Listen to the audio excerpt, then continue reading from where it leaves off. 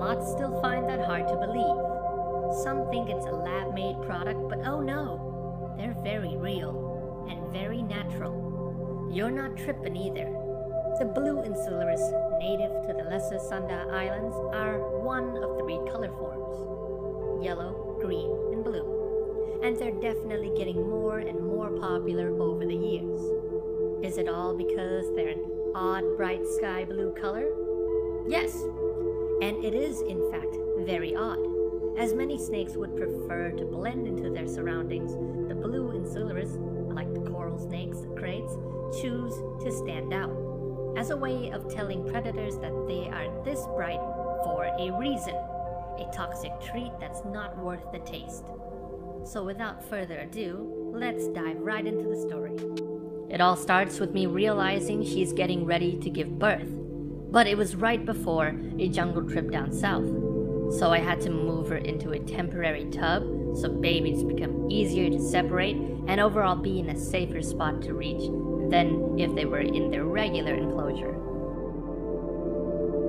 To my surprise, she had just been in the birthing process about an hour or so before I got back, so I got to witness a couple more babies being born and observe them find a way out of that yolk sac. Since I didn't want to interfere with her and the fragile young, I kept my distance. It was an absolute joy to watch, and I'm bummed the best I got were blurry plastic glimpses for you guys, but it was a beautiful moment, and you'll just have to use your imagination.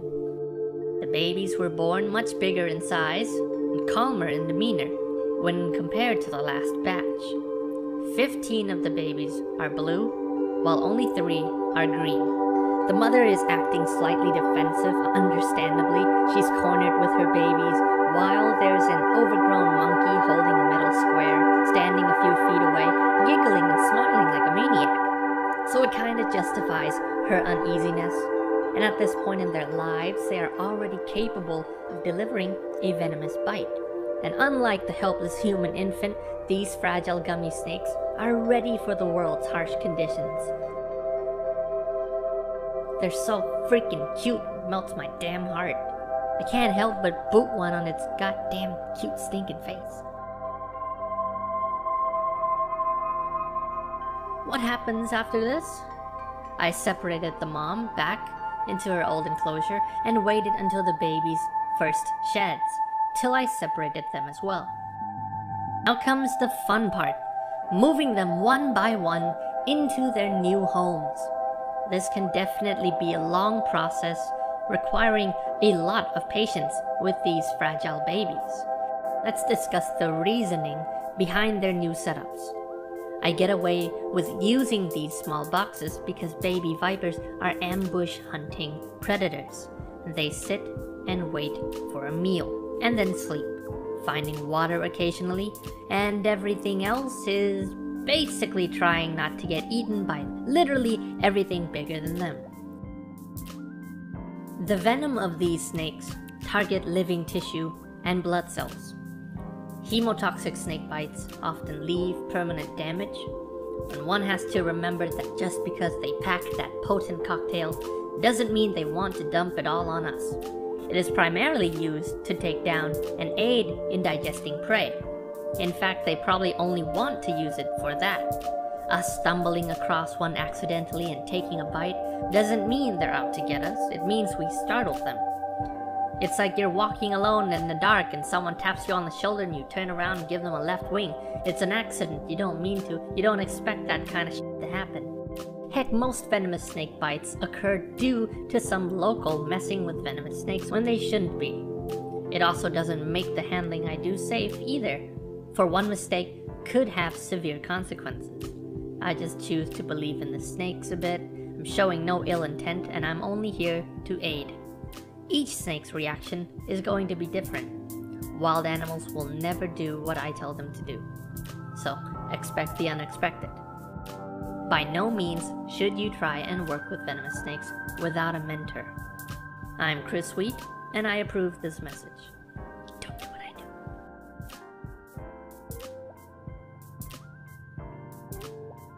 Once all the babies have been housed and settled in, I checked back with Mom, back in her old enclosure, and she started refusing frozen thawed meals. So I had to switch to live. I need her to gain back all that weight she lost and regain her strength. It was a bit messy, but after 2 meals, I misted their enclosure and made sure she was hydrated. All that's left is feeding the babies. What you see me doing here is teasing the snake a bit, trying to get a strike response. Cause when you're dealing with baby crims or a lot of arboreal vipers, there's 2 outcomes. One, the baby actually strikes and holds on to the meal, or the snake darts out and makes this whole process much more painful. I always try to get babies from this genus onto frozen thawed pinkies, as it gets them established quickly, less worry and stress whenever feeding day rolls around.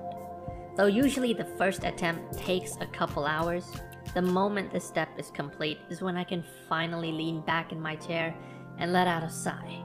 The toughest part is finally over. I do not involve force feeding even if it makes the process much shorter, because once they know how to take these on their own, I don't have to be worried. And this is completely different from assist feeding, by the way, as quote-unquote force feeding involves shoving the prey down the animal's mouth either halfway or full and expecting the animal to hold it down without regurgitating. A method being more disused over the years, and for good reason. It's a boatload of stress and risky to the handler and the snake. You could get envenomated, you could tear the snake's esophagus, the list goes on. Assist feeding, on the other hand, is done more with a long tube inserted down the animal's throat.